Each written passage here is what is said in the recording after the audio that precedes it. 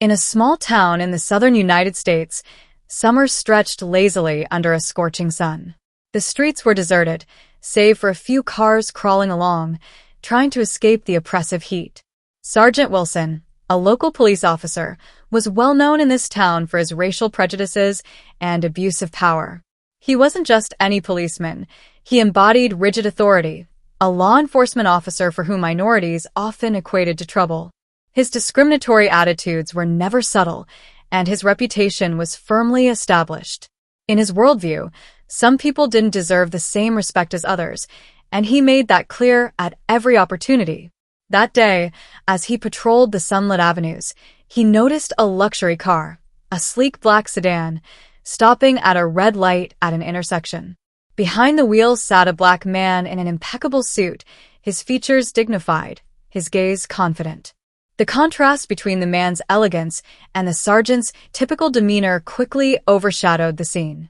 In an instant, Wilson felt a spark of suspicion rising within him, with no apparent reason other than the driver's skin color and the unexpected nature of the situation. To him, the image of a black man in such a luxurious car was a challenge to the established order, an incongruity he had no intention of letting pass. His mind churned with baseless assumptions, yet they sufficed to justify his behavior. He decided to follow the car. For a few minutes, he maintained a respectful distance, observing the vehicle and its driver with palpable suspicion. Then, on a whim, he activated his lights and made a sharp maneuver to force the car to pull over.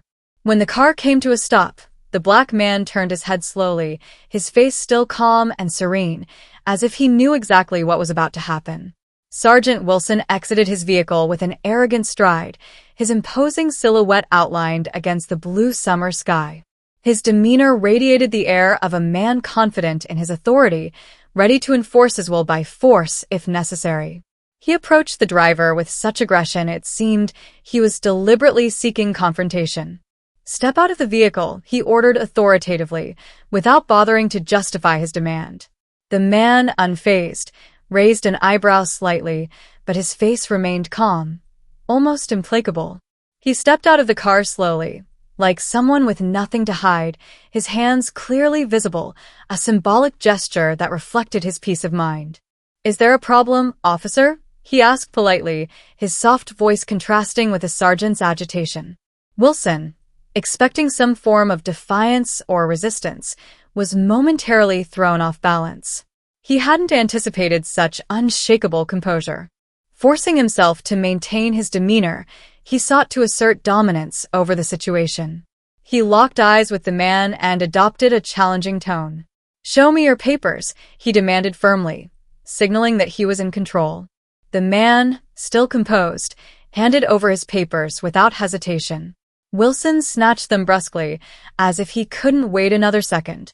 He scrutinized them carefully, scanning them quickly. The name on the documents meant nothing to him. But that wasn't what really concerned him.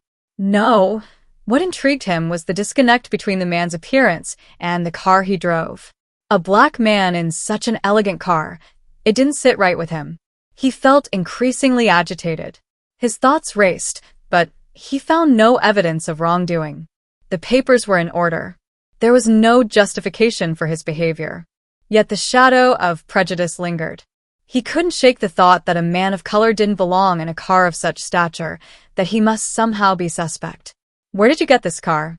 "Did you steal it?" he snapped abruptly, a trace of insolence in his voice, hoping to unsettle his interlocutor.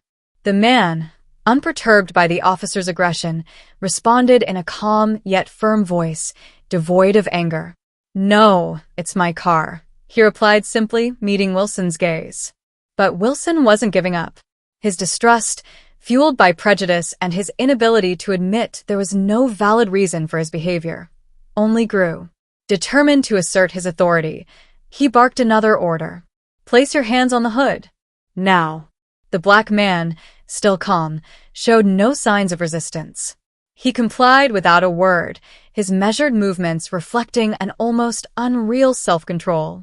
Wilson, however, saw it as another form of defiance, a subtle way of denying his authority. It irritated him deeply.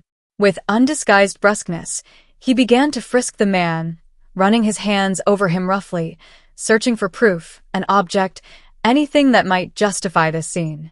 The street, previously almost empty, began to stir. Passers-by slowed their steps, some even stopped, intrigued by the unfolding spectacle. Their expressions varied: curiosity, concern, disapproval. Some whispered among themselves. Others discreetly took out their phones to record the scene. It was a public humiliation. Yet the man, still motionless, his hands pressed against the car's hood, remained silent. He seemed strangely serene, as if he knew he had nothing to fear, as if he were patiently waiting for this charade to end. Wilson, on the other hand, grew increasingly agitated.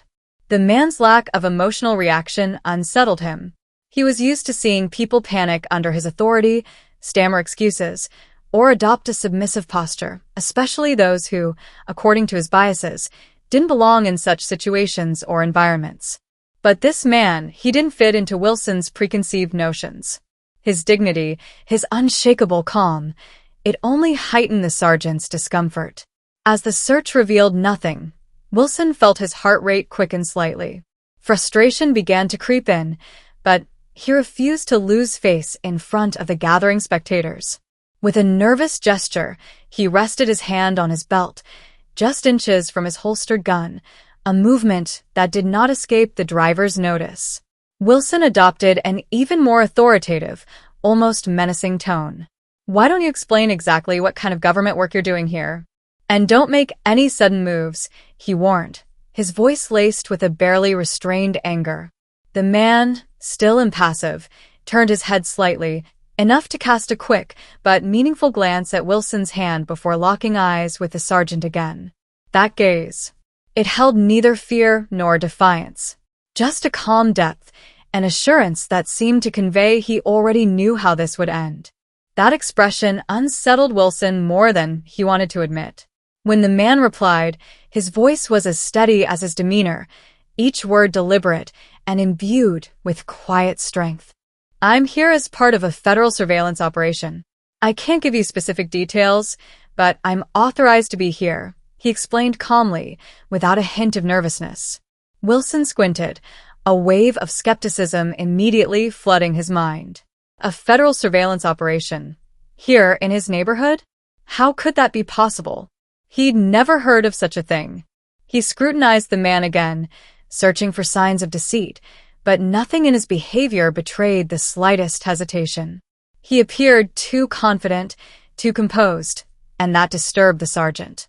Wilson stiffened, his professional pride wounded.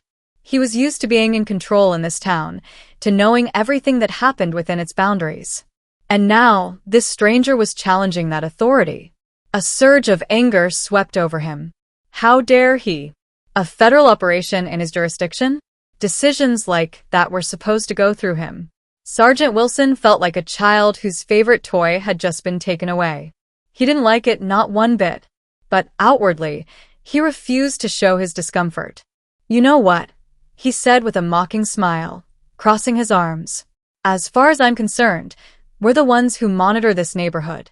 If something like this were happening, I would have been informed. So, why haven't I heard a word about your so-called federal operations?" His voice grew harsher, more cutting. He wanted to end the conversation, to put the man in his place. But despite his words, Wilson felt increasingly out of control, as though this stranger was slipping through his grasp with every reply. The man, however, didn't move an inch. He remained immobile, as steady as a mountain in a storm. His unyielding calm began to rattle Wilson. The sergeant was used to people buckling under his authority, crumbling under pressure, offering excuses or pleading. But this man was different. He didn't bend, didn't waver, and it only made Wilson more uneasy. He began to wonder if this man was playing him, challenging him, without even lifting a finger. "There's nothing more to explain, officer," the man said, his tone almost mocking, a trace of irony slipping into his voice. "Perhaps you haven't heard about it because you're simply not at the level where this information is shared." The statement, delivered with icy confidence, cranked up the tension. Wilson's jaw tightened as humiliation seeped in. This man was clearly implying that he was out of his depth. The sergeant's hand clenched slightly on his belt. He was losing control of the situation, and it was driving him to the edge. "Listen, mister," Wilson said, his voice sharpening. "I'm giving you one chance to tell me the truth before things escalate. If you don't get straight with me in the next few seconds, I'll have to take you down to the station for questioning." The man, his expression unchanged, let out a quiet sigh, as if he had expected this response. "Sergeant, I assure you that arresting me would be a grave mistake. Not only would it violate my rights as a federal agent, but it could also cause significant complications for you." Wilson felt anger boiling inside him. This man was undoubtedly toying with his nerves. His unwavering calm and arrogant confidence were infuriating. Never before had he been challenged like this. Usually, people crumbled under his authority, especially those he saw as outsiders in his neighborhood. But this man in a suit, sitting in his luxurious car, was different. Wilson stepped closer, narrowing the space between them. His heart thumped harder as he struggled to maintain control of the situation. "What are you really doing here?" he repeated, his voice now higher-pitched and dripping with contempt. "You think you're above the rules, is that it?" The black man, still unflinching, looked at him with the same serene composure. His calm voice sliced through the tension. "I've already explained, Sergeant. I'm on a federal surveillance mission." Wilson froze, his brows furrowing. Doubt crept in. The man seemed far too composed for his story to be entirely false. Claiming a federal surveillance operation was almost too convenient, too perfect for his taste. The idea that this man could be here, in his neighborhood, under his jurisdiction, without his approval, irritated him deeply. A federal surveillance mission, really? Wilson sneered, raising an eyebrow in skepticism. "I find it suspicious that someone like you is cruising around in a luxury car without any official plates in my neighborhood. It reeks of something illegal.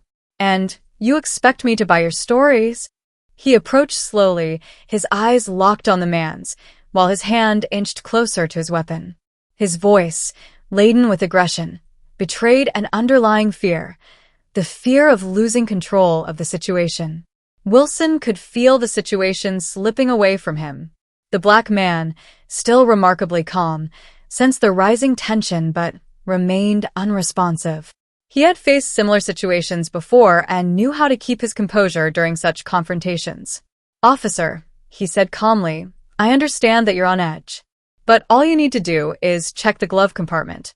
My documents are there, and we'll clear all this up." Wilson clenched his jaw, hesitating.